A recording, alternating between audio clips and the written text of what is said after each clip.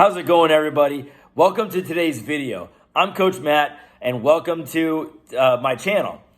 If this is your first visit to this channel, please subscribe and comment and like these videos. Here on this channel, what we do is we talk about Major League Baseball, everything related to baseball and baseball news. We are on the road to 1K by opening day, so please subscribe to my channel. Okay, so I am wearing the Cleveland Baseball Club hat. They are no longer called the Cleveland Indians. It is no longer politically correct to have that team name used. So they're going to be the Cleveland Baseball Club. Because of I really like this guy. His name's Fuzzy. I'm going to link his channel below, and you can check it out for yourself and see what he does. Without further ado, let's get into today's video. The first thing we're going to talk about is the rumors surrounding Jake Odorizzi. All right. Jake Odorizzi is a pretty decent pitcher, actually. There are two teams that are interested in him, the Philadelphia Phillies and the Los Angeles Angels of Anaheim. In 2019, this guy won 19 games. He had a 3.51 ERA. He didn't have a very good 2020. He was 0-1 with a 5.7 ERA. He was injured the whole year, so it was just a rough year for him. But he's a free agent. I personally think he would do better on the LA Angels than he would on the Philadelphia Phillies. But the Phillies are they've improved quite a bit, and I think that really both teams would benefit from having this guy. His fastball spin rate is at 2,200, so that's a pretty good spin rate. That means this guy's throwing some gas. His off speed's obviously a lot less, but his slider, I think it's a slider, is like 1,800 or 1,900 spin rate. It's pretty good. So this guy's pretty good. He's out there. Who do you guys think he's going to sign with? Do you think he's going to sign with the Angels? Do you think he's going to sign with the Phillies? Or is there a dark horse team? Do you have a feeling like maybe the Kansas City Royals comes in and signs this guy? I think that would be a pretty good move for the Royals too. What do you guys think of JBJ? JBJ doesn't have a team yet, and Scott Boras is out there saying that if any team that is good signs JBJ, they are going to become a championship caliber team. I think JBJ is pretty good. I mean, the guy is excellent, but he doesn't have a place to play. In center field, seems that no one needs a center fielder. Who do you guys think is going to sign JBJ? And speaking of center field, if you all remember, dust off the old history books, but Yoenis Cespedes is trying to make a comeback in Major League Baseball. Yoenis Cespedes didn't play last year. He stayed out due to COVID reasons. I think he played like 12 days or something like that. Hit 2 home runs. Was kind of a so-so, whatever. But if he hasn't played very much the last 5 years. And I don't know how the New York Mets really feel about him right now. So I don't know. What do you guys think? Do you think that he might come back and play center field or left field or right field at some point with somebody? And if so, do you think it's going to be the Mets or do you think it's going to be somebody else? Good question.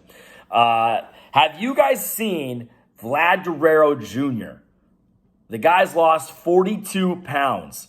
42 pounds. That's insane. Insane. Like, to lose 10 pounds is pretty awesome. To lose 15 pounds is even better. But 42 pounds is nuts. This guy really took it upon himself to eat right, train right, sleep right, make sure his body was ready for this upcoming season. And he knew he was getting a little bit overweight.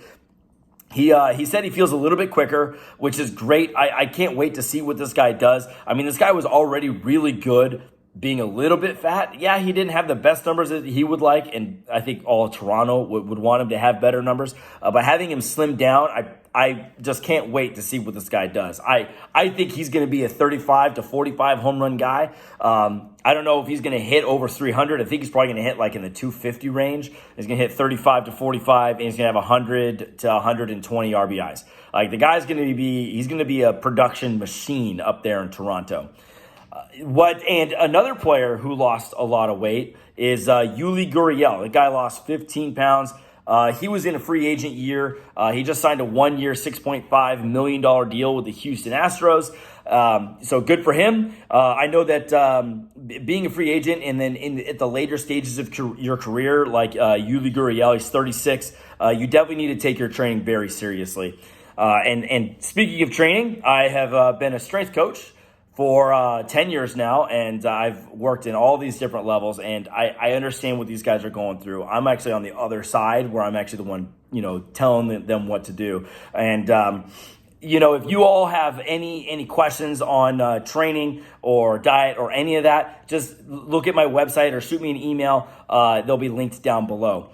But strength and conditioning, I wanted to take a second and talk about strength conditioning just a little bit in the form of baseball. It's almost a losing battle because there are games every single day.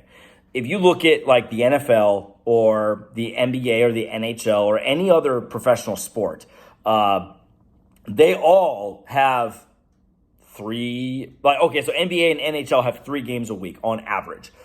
Sometimes they'll have 4. They have that at times. And in the NFL, you have 1 game a week. And it's a little bit easier to do your program design when you can work around some of these events. In baseball, there's a game day every single day of the week. There's probably 2 days off a month? And those are travel days. So to be a strength coach in Major League Baseball is pretty tough. So just understand that for these players, it's a losing battle in season.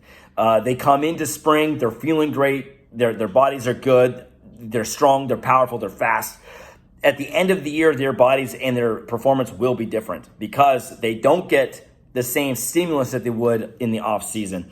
So I did the math, and of course, strength coaches, you know us the math. There were 112 days from the end of the World Series to the beginning of spring training. And there were 140 days from the end of the regular season to the beginning of spring training. And then the teams that were out in the first or second round in the playoffs, they obviously had a delta off of that, something around that range. But it was 112 days to 140.